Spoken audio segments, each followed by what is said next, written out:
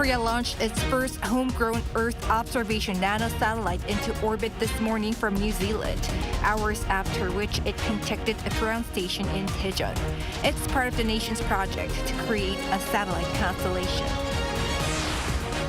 The confrontation over medical reform shows a little sign of dialing down. With the medical professors' mass resignation looming, some have announced a weekly day off, except for certain cases.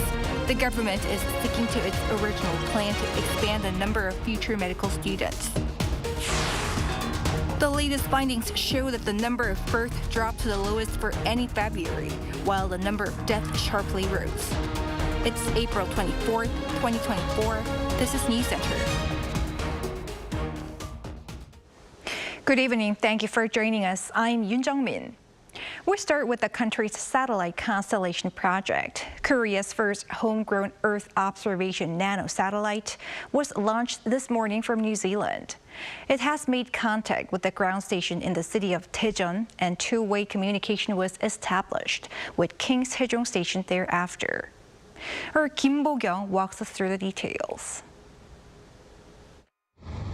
South Korea's homegrown Earth observation nano-satellite launched into orbit Wednesday morning made first contact with the ground station in Daejeon at around 11:57 a.m.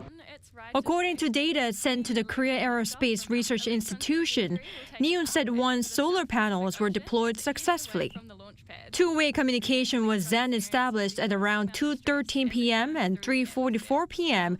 with the King Sejong Station in Antarctica, confirming that the launch was successful. The Korea Advanced Institute of Science and Technology, or KAIST, is expected to test the satellite body and optical payload's performance for a month and examine the quality of the observation images for 5 months. If all is considered fine, the Newscenter will start its Earth observation mission this November. This satellite, developed by the Satellite Technology Research Center at KAIST, was launched from Rocket Lab's spaceport in New Zealand on Wednesday morning at around 7:32 a.m. Korea time. It was attached to Rocket Lab's lightweight electron orbital rocket, along with an advanced composite solar sail system created by the U.S. National Aeronautics and Space Administration. The launch was supposed to take place at 7:08 a.m., but after some delays, eventually went ahead at around 7:32 a.m. 50 minutes later, the satellite reached space at an altitude of 520 kilometers. Newscenter is just the start of South Korea's beginning of the Swarm mission, which aims to establish a satellite constellation network by 2027, with 10 more satellites using the homegrown Nuri space rocket. Afterward, a total of 11 satellites will capture optical images with a resolution of about 1 meter from an altitude of 500 kilometers for around 3 years. The Science Ministry says that through this satellite cluster, not only will the country be able to quickly respond to natural disasters and security threats, but it could also reduce the cost needed to purchase satellite images from overseas. Kim Bo-kyung, Arirang News. With just a month to go until the Korea Aerospace Administration's official takeoff, the top office on Wednesday announced key appointments. Seoul National University professor Yoon Young-bin has been named as its first ever chief. The top office says Professor Yoon has been a leading figure of rocket research in South Korea, and his gentle and compassionate leadership will help with the successful launch of KASA. The Deputy Administrator of Missions in charge of R&D will be a Korean-American, John Lee, who most recently served as a senior executive at NASA's Goddard Space Flight Center. KASA has opened the doors to foreign nationals, except for the top administrator role, to bring in talent from countries that are ahead in the space industry. We may be looking ahead to a greater healthcare vacuum as professors of medicine, who also served as senior doctors at major hospitals, announce a weekly day off from work, while others are speaking of stepping down as they claim their resignations tendered a month ago take legal effect from Thursday. Choi Soo-hyung has the latest. 4 medical professors from Seoul National University announced on Wednesday they will leave their positions completely as of May 1st. On Tuesday, professors from leading hospitals nationwide decided to halt all outpatient services and surgeries 1 day a week due to fatigue resulting from the prolonged junior doctors' walkout. So far, the majority of the medical professors from Seoul National University and Ulsan University said they will bring this in from April 30th and May 3rd, respectively. The South Korean government stated its determination once again to complete its healthcare reforms and expressed regrets of the professors' decision. Medical school professors, please join us in dialogue rather than collective action. The government is committed to addressing concerns without adding to the cause in healthcare. Trainee doctors have been calling for the government to completely withdraw its plan to expand the annual medical school admission quota by 2,000 places. Since March 25th, professors have submitted their resignations in support of the resident doctors' protest against the government's plan. With medical professors' resignation set to take effect this Thursday, patients' anxiety is escalating. Emergency and severe care services are not expected to be affected. However, the Korea Alliance of Patients Organization urged on Monday the professors to stay in their hospitals and not walk out. To alleviate patients' concerns, the Health Ministry announced on Wednesday that, under the government's emergency response system, the number of cooperating hospitals for cancer patients will be expanded from the existing 47 to 68. The ministry added that the government proposed social consultation to address the healthcare reform will be launched on Thursday. It will have around 26 members, including health ministry officials, doctors' groups, nurses, pharmacists, and patients. However, the Korean Medical Association, the largest doctors' group, and the Korean Intern Residents Association have declared that they won't participate. Choi Soo-hyung, Arirang News. As for the latest on Korea's bleak demographic portrait, the latest findings show that the number of births dropped to the lowest for any February, while the number of deaths sharply rose. Our Park Go-nu has the exact numbers. South Korea's population shrank again in February. According to preliminary data released by Statistics Korea on Wednesday, the number of births dropped 3.3% on year, with just over 19,300 babies born. That's the lowest figure for any February since related data was first compiled in 1981. The financial burdens, such as housing costs, are one of the reasons for low birth figures. And changes in people's perception nowadays that it isn't a must to get married and have kids is another reason. While saying it would not be realistic to expect birth rates to rise again immediately through governmental policies, one expert said changing people's values and perceptions is much more important. Instead of encouraging people to have children, it might be better to come up with policies that allow people to know that society is able to support people with different thoughts and different types of families, such as an unmarried woman having a child. Also in February, the number of deaths jumped by 9.6% on year to nearly 30,000. According to Statistics Korea, the country's aging population pushed up the number of deaths for people aged 85 and above, while data was also affected by the extra day in February, with 2024 being a leap year. With more deaths than births, South Korea recorded a natural population decline of more than 10,000. That means 52 straight months of natural population decline. Also in February, the number of registered marriages stayed just under 17,000, down 5% compared to the year before. Statistics Korea said that fewer workdays that month due to Lunar New Year celebrations meant fewer opportunities for couples to register marriages. However, the agency said the total number of marriages for January and February did see an on-year increase of 3.3%. 7,300 divorces were recorded in February, up 1.8% from the year before. Park Go-nu, Arirang News. More than half of those employed last year had a college degree.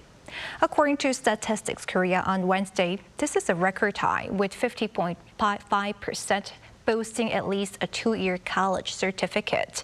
This ratio has been on the rise since 2003, when it stood at slightly over 30%. Also, findings show most college degree holders were employed at large companies as compared to their smaller counterparts. The government is planning to slash import tariffs on certain items to combat high consumer prices. During a meeting headed by Finance Minister Choi Sang-mok on Wednesday, related ministries announced that tariff rate quotas will be applied to 5 agricultural products, namely cabbage, Napa cabbage, carrots, grapes, and dried seaweed. This comes after the government earlier this month decided to extend fuel tax cuts through June, as growing tensions in the Middle East are expected to lead to further price hikes. As for processed food, 2 more items, cocoa beans and seasoned seaweed, will also have their import tariffs reduced.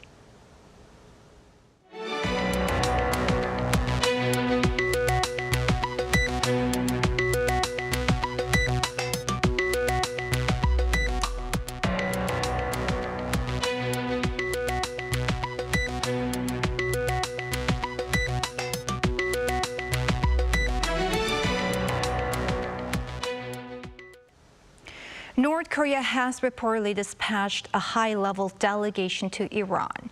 Details of its agenda have yet to be disclosed, but pundits are calling for a level-headed response from South Korea.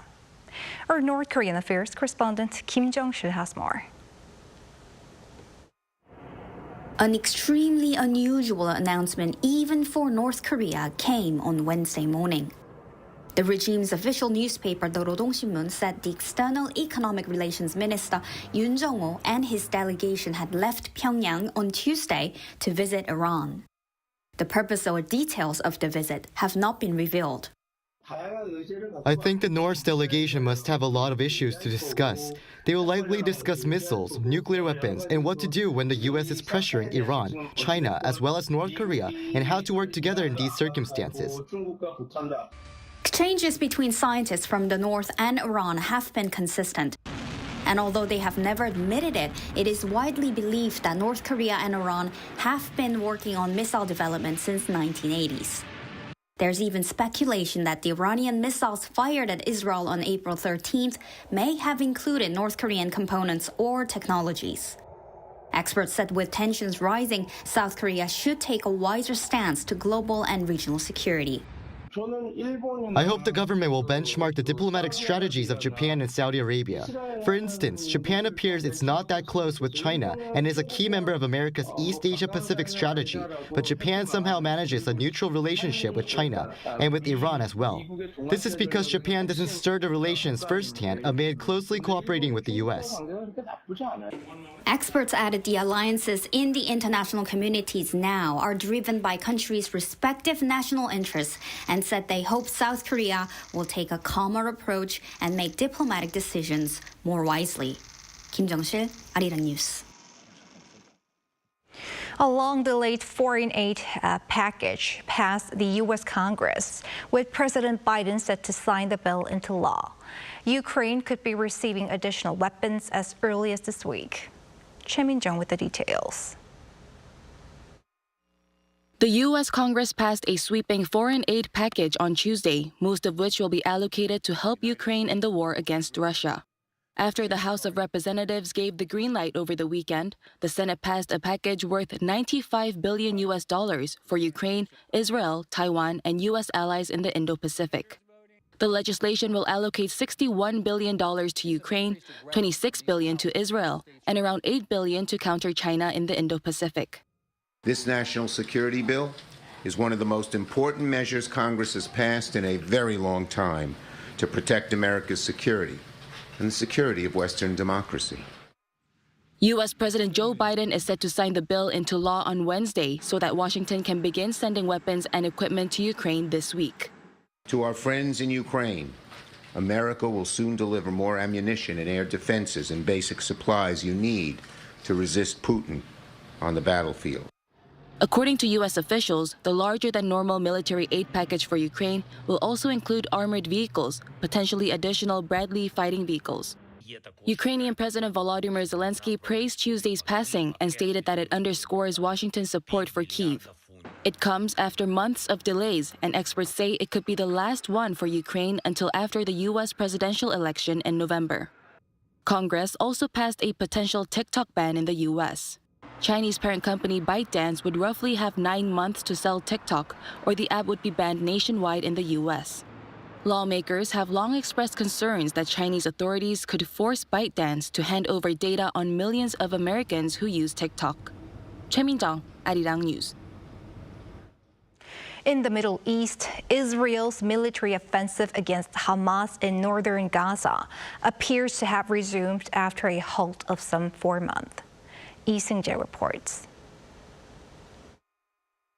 The Israeli military carried out its most powerful airstrikes in weeks across Gaza Strip on Tuesday. According to Reuters, Israeli soldiers ordered residents to evacuate, telling civilians that they were in a dangerous combat zone. Residents in the region also said that there had been non-stop bombardments by Israeli tanks and fighter jets. This comes as the Israeli military last week began moving tanks into Beit Hanun on the northeast edge of the Gaza Strip. It's also been nearly 4 months since Israel halted its offensive in the northern enclave after claiming that Hamas had lost control of the region. Despite the Israeli military withdrawing most of its troops from southern Gaza earlier this month, leaving behind only 1 brigade, airstrikes and ground offensives were also reported in central and southern regions of the Gaza Strip. Hamas has reorganized its battle lines and restarted its resistance against Israeli forces, firing rockets toward southern Israel. In a video message aired on Al Jazeera to mark the 200th day of the war, a spokesman for Hamas said that Israel had suffered nothing but humiliation and defeat and urged an escalation of the war on all fronts. The Israeli military, on the other hand, slammed the Palestinian militant group for targeting Israeli civilians, while emphasizing that its military follows international law and takes feasible precautions to mitigate civilian harm. Lee Seung-jae, Arirang News. Members of the media from a dozen African countries are here in Korea to witness firsthand Korea's advances in agricultural technology. The gathering comes ahead of Korea's summit with its African counterpart this summer. Our business correspondent Lee Soo-jin has this report. Another step is being taken to bring South Korea and African nations closer together. Ahead of the first ever Korea-Africa Summit, which will be held on June 4th and 5th in Seoul, journalists from 12 African countries were invited to visit South Korea for a week to learn about the various areas of cooperation. These include infrastructure projects such as building and upgrading railway networks, as well as agriculture development.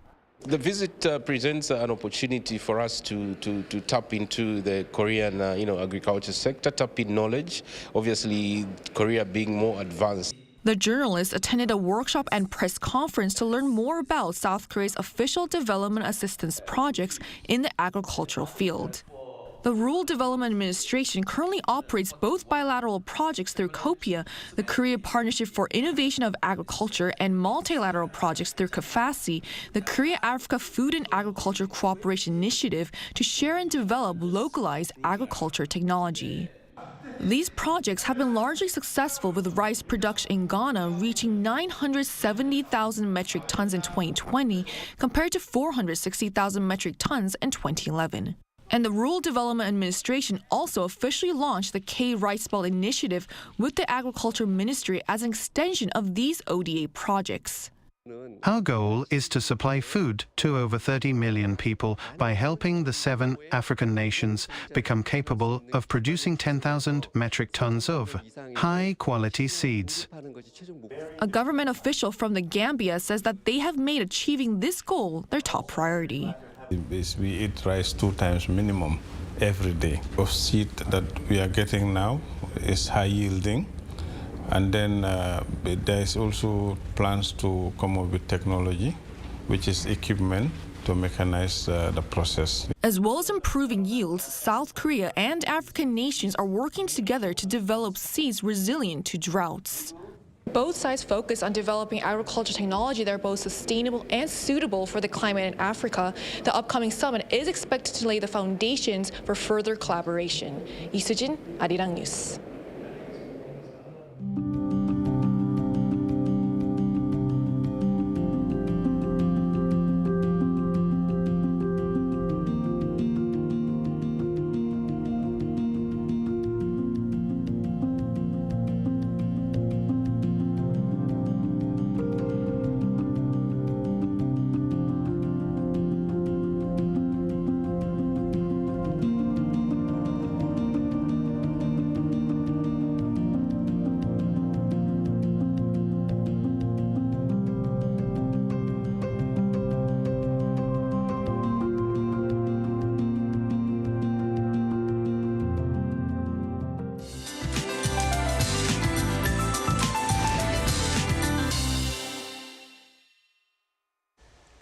As the rain clouds gradually moved eastward, it stopped raining from western regions, including Seoul. However, some areas such as the southern inland regions of Gangwon-do province, as well as the northern areas of the Chungcheong-do provinces, will have rain until the evening. After the rain stops, clear skies will return across the country from tomorrow. Temperatures will continue to rise from this point. This weekend, the daytime temperature in Seoul will rise to nearly 30 degrees Celsius, making it hot like early summer.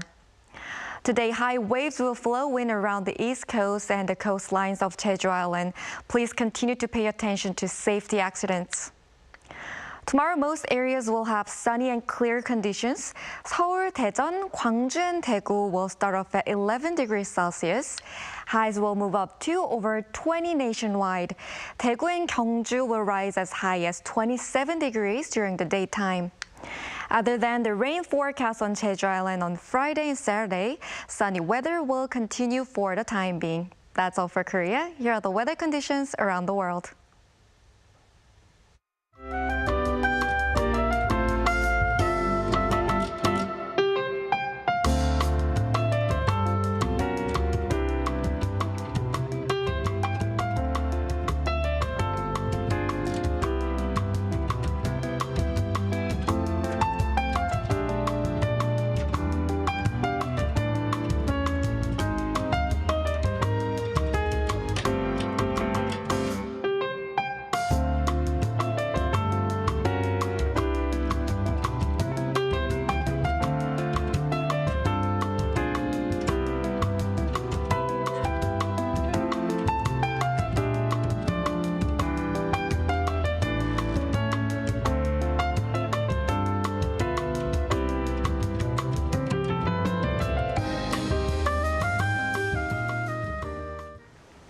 That is Newscenter for tonight. Thank you for watching. A panel session coming up.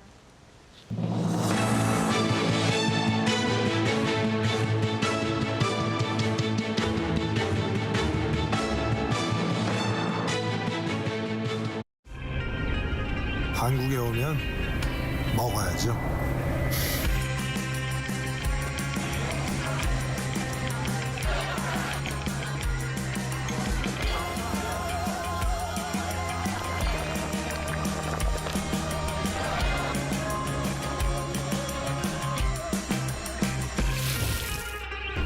먹어도 끝이 없는 나라. 감당할 수 있겠니? 웰컴.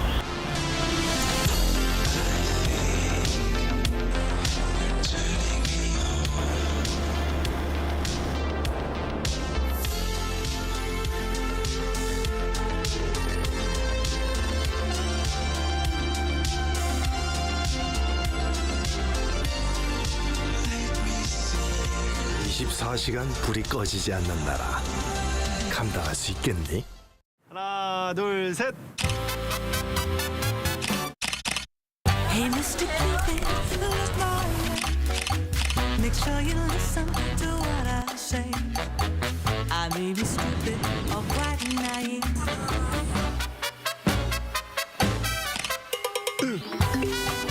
끝없이 쏟아지는 포토스팟. 휴대폰 한 대로 감당할 수 있겠니?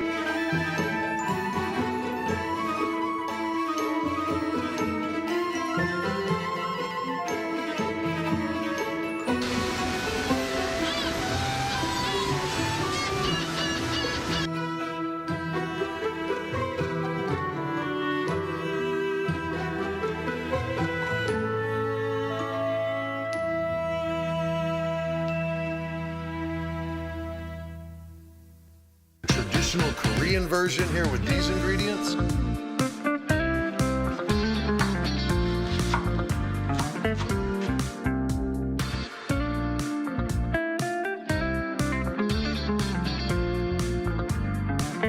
Make sure that we get all the heat out of it.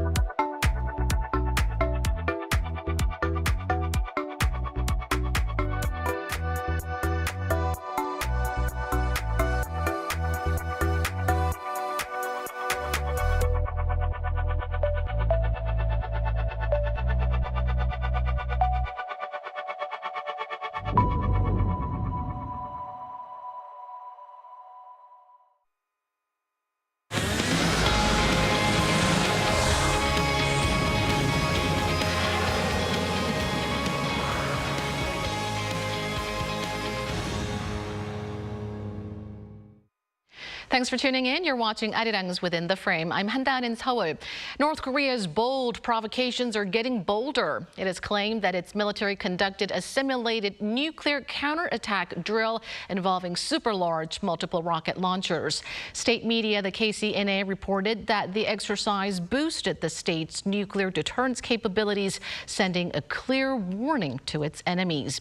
This as Seoul and Washington keep a close eye on Pyongyang's activities in anticipation of the North Korean Army's founding anniversary. For expert analysis of North Korea's evolving threats, we have Dr. Ko Myung-hyun, Senior Research Fellow at the Institute for National Security Strategy, joining us in the studio. Thank you for coming in today. Thanks for having me. Also joining our discussion tonight is Evans Revere, a non-resident senior fellow at the Brookings Institution. It's always a great pleasure to have you with us. Thanks very much for the opportunity. All right, the first question is for you, Dr. Go. What exactly is a nuclear counterattack strategy drill that the North Korea claims to have staged, and how big of a threat does it pose to South Korea? Well, it's an interesting example of a North Korean exercise that betrays its own nuclear intentions and doctrines. So North Koreans call their nuclear command and control frame nuclear trigger. And then this is very telling. So what we suspect about North Korea's nuclear doctrine is that given their lack of remote sensors and early warning systems, they have adopted a doctrine, so-called doctrine of hair trigger alert. So meaning that the moment they detect signs of an attack, in this case with the combined forces of South Korea and the United States, then North Korea will use nuclear weapons response. So they have, in fact, warned about this before. They essentially adopted the doctrine of preemptive nuclear attack, the nuclear first use, which is a major no-no in the sense that North Korea is threatening to use nuclear weapons against the non-nuclear states like South Korea and Japan. So, but they threatened to do so, and now they are saying that the mechanisms of using the nuclear weapons would be a hair trigger alert, meaning that they detect an attempt by the combined forces to target their, say, the leadership Kim Jong-un, then they'll use nuclear weapons. So they theoretically name their nuclear command and control system here, nuclear trigger, for that reason, I think, to send a message. And in addition to that, the North Koreans are saying that they essentially going to employ the long-range, large-scale so-called rocket artillery. This is a new system that is capable of carrying the new warhead. They call it Hwasan.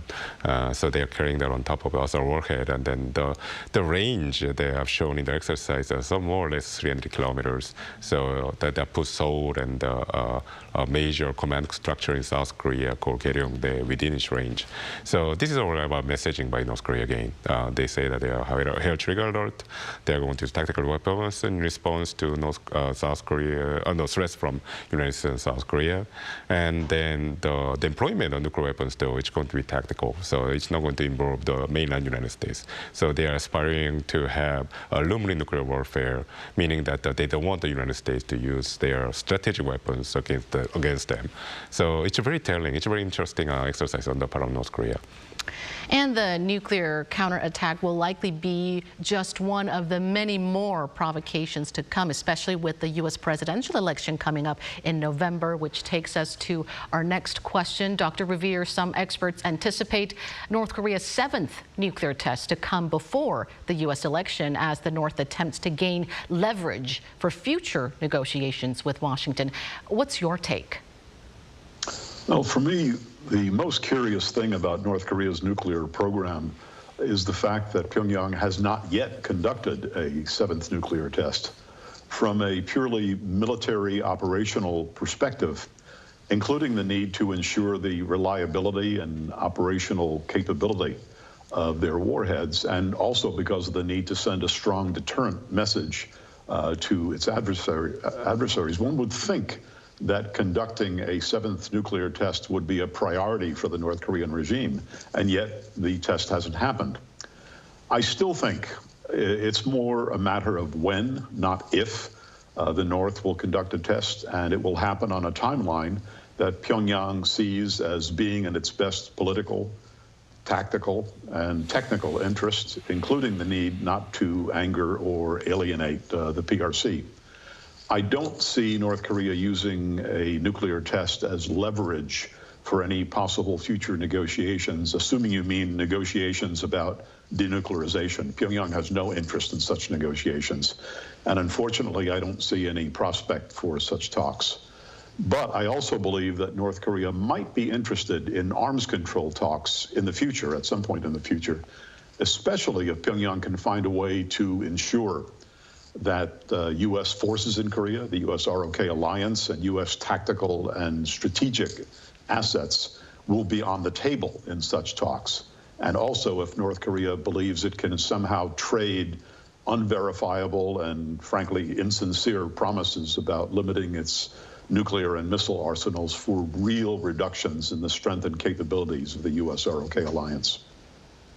So North Korea would not be interested in denuclearization talks, but rather arms control talks. And I think that part that you highlighted has a lot of implications for Seoul and Washington. Now, Dr. Goh, North Korea also fired multiple short-range ballistic missiles on Monday, just 3 days after it fired a strategic cruise missile and also an anti-aircraft missile. Does this latest round of missile tests show a notable advancement in North Korea's missile technology? And what are your thoughts on Russia's possible involvement? Well, it's all speculation at this point, but then so there are two dimensions to North Korea's missile provocations. One is about messaging, and just like we discussed about the hair trigger exercise that North Korea has just carried out, but also there's technical advances that they are trying to aim at. So I think in this case there are two dimensions already. Again, so messaging is that North Koreans are responding to the growing conventional capabilities on the part of South Korea, and also in juxtaposing the recent nuclear exercise exercise by the North Korean military as well as this missile test. I think North Koreans collectively together want to send a message that they are essentially trying to respond to the kill chain or the three-axis response system that the South Korea and the United States are building right now against North Korea's missile threats. And then when it comes to the technical dimension of the provocations, the provocations, quote unquote, involves short-range missiles. Again, the range happened to be 300 kilometers, putting the Seoul and major metropolitan areas within the range of these missile systems. And then the aim, I think that the aim of this technical testing happened to be about increasing precision of their short-range missiles. The target happened to be an island in the sea and called Island. And these are typical targets. Essentially, it's a missile range, test range for the North Koreans. So it could be, if they are indeed, after increasing the precision of their tactical missiles, it could be that they're trying to incorporate the Russian technology and see how it plays out. But it's all speculation at this point. Well, the South Korean military maintains that some of North Korea's claims on its weapons capabilities are exaggerated, but the accelerated pace of its weapons testing is quite concerning. Now, Professor Revere, the U.S. was quick to condemn North Korea's latest round of ballistic missile launches as a violation of UN Security Council resolutions, and the State Department said the issue will be on the agenda during Secretary of State Blinken's visit to China. Is China, though, inclined to play a bigger role in taming North Korea's missile and nuclear ambitions at this point? That's a good question. Well, frankly, I don't see any indication of Chinese interest in working with the United States and the international community to restrain North Korea at this point. I wrote a paper a while back that said that Beijing had effectively decided to support the North Korean regime in a number of interesting and important ways, including supporting Pyongyang's pursuit of nuclear weapons and ballistic missile delivery systems, as long as North Korea's actions did not lead to confrontation on the Korean Peninsula or instability on China's border. I think the Chinese have also made it clear that they're not going to cooperate in imposing any new UN Security Council sanctions on North Korea, and that Beijing now opposes the very idea of relying on such sanctions as a way of dealing with North Korea. So Secretary Blinken has his work cut out for him as he visits China. I have no doubt he's going to raise North Korea with his Chinese counterparts, but I expect no real progress on this issue. Although there is the possibility that Secretary Blinken will manage to elicit the usual Chinese statements that we get from Beijing about the importance of diplomacy, the need to respond positively to North Korea's concerns, and the need to avoid pressure on Pyongyang. But beyond that, I don't see any prospect for serious cooperation between Washington and Beijing on the North Korea issue at this point. And staying with you, Dr. Revere, Iran's first ever strike on Israel earlier this month has shed light on North Korea's possible missile technology transfer to Iran, which the South Korean intelligence is closely analyzing. And this morning, the North reported that it sent a delegation to Iran in a rare public report of an exchange between the two countries. What are your main concerns regarding Pyongyang-Tehran missile cooperation? There's a long history of North Korea-Iran cooperation on ballistic missile technology and development that dates back to the Iran-Iraq War in the 1980s. That cooperation back in the 80s and 90s enabled Iran to obtain Scud-B, Scud-C, Nodong, and Musudan ballistic missile frames and technology. When I served in the Clinton administration back in that era, this missile proliferation was a major concern as we negotiated with Pyongyang. Iran subsequently made major improvements to those missile systems that they got from North Korea and that technology that they got from North Korea. But the Iranians have since made very significant strides in developing their own indigenous missile development program. And while Tehran today probably no longer relies on North Korea for its routine ballistic missile needs, a key concern of mine is that Pyongyang might share with Iran some of the new technologies that North Korea is developing including longer-range ballistic missile systems, solid fuel propulsion systems, and perhaps even hypersonic glide vehicles. Any of those things would enhance Iran's ability to attack Israel, and hence the heightened concern that you see these days among U.S. policymakers about Pyongyang-Tehran cooperation, concern that I certainly share. Well, it's no secret that North Korea and Iran have had a special relationship spanning decades regarding missile development, but the possible link of their missile ties to Russia's fight in Ukraine has also become one fresh point of concern. Now, Dr. Go, after launching its first reconnaissance satellite at the end of last year, North Korea has claimed that it'll launch 3 more spy satellites this year, but we're yet to see the second launch. What seems to be causing the delay? So it's likely that the North Koreans are again trying to, I mean, in this case at least, opposed to the earlier example of North Koreans trying to reflect or incorporate the Russian technology into their missile systems, which is speculation at this point. It's more likely that the Russians are indeed doing so with their spy satellite at this juncture. And we know, for instance, that Russians are already provided some technological and know-how assistance to North Koreans with putting this spy satellite into the orbit. North Korean had failed to do so twice, but then the third time happened to be the charm, and they worked out. But we also with Russian assistance. So that means that North Koreans have acquired the knowledge and know-how to place a significant size satellite into the orbit. What's lacking now is perfecting the surveillance technology that they have to put on top of the satellite. So the delay is possibly happening because the Russians have transferred some key technology and possibly components to improve the quality of the spy satellites, which is likely to be optical. So if that's the case, then the North Koreans are trying to perfect their space vehicle as well as the spy satellite, and that means that they are going to be able to demonstrate or showcase major advance achieved in this front in the near future. So in that sense, the delay is not a good news for South Korea. It's actually bad news.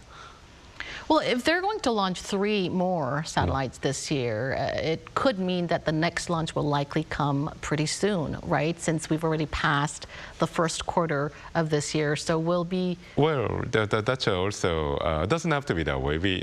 So there's a speculation that the North Koreans will time the launch of the space satellite with the anniversary of the Kim Il-sung's birthday. So that happens to be the Day of the Sun, April 15th. That date passed without any action on the part of North Korea. So I don't think they are constrained by any quarter-based time frame. So that could happen in actually one after another later this year or not. All right, but we'll certainly keep a close eye on related developments. And the world is also keeping close tabs on North Korea even after the abolishment of UN monitoring. Dr. Revere, the U.S. ambassador to UN, Linda Thomas Greenfield, during her visit to Seoul, said that the U.S. and its allies are discussing options both inside and outside of the UN system to create a new mechanism for monitoring North Korea sanctions. What do we know so far about this? And in your view, what measures are needed to enhance the effectiveness of a new monitoring system? Well, the work of the UN panel of experts was tremendous. The work that it had done over the years was tremendous. And that work had been very highly praised by the international community. It's very clear to me that the United States and its allies and partners are eager to see that work continue, despite the Russian veto in the UN Security Council of the extension of the panel's mandate. As you suggested, one option is for the work to continue in other means, perhaps, for example, via a mandate from the UN General Assembly. That's one possibility. Another idea that's, I understand, is being discussed is perhaps to include this oversight in the work of the Proliferation Security Initiative that was launched back in the Bush administration, back, I believe it was in 2003. That Proliferation Security Initiative, PSI, currently has over 100 member states working on it, and that organization would be able to, I think, to support the work that the panel of experts has been doing. The most important priority, in my view, is that the international community should not allow this very critical function to lapse.